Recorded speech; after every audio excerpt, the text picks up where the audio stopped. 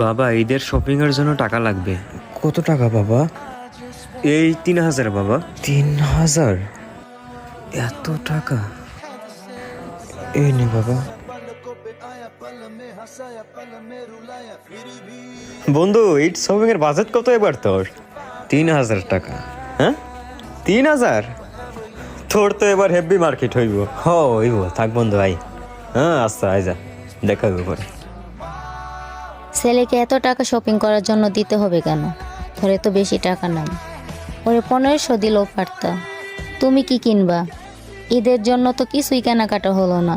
এখন তো ঘরের বাদ চুলাও দাও তো। জ্বলবে না। আমরা হয়তো জমিদার না, কিন্তু আমাদের ছেলে কলেজে পড়ে। ওর বড় লোক বন্ধুদের সাথে মিলামিশা করে। ওর দরকার আছে নতুন জামা কাপড় পরা। আর ঈদের কিছুদিন বাকি আছে, আমি করে নেবো কিছু একটা।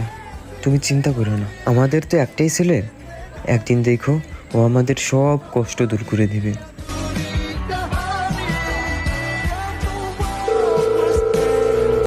বন্ধু, তোর ওখানে কোনো কাজ হবে এই 3-4 দিনের জন্য? হ্যাঁ হবে তো, চলে আয়। উপকার হলো রে বন্ধু, তাহলে কাল থেকেই আসি। বাবা, বাবা।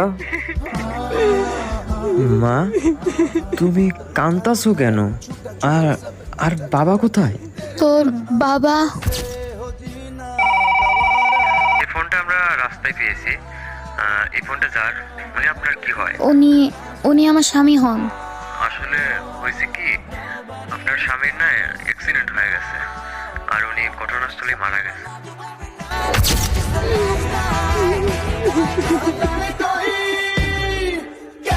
একদিন দেখো ও আমাদের সব কষ্ট দূর করে দিবে।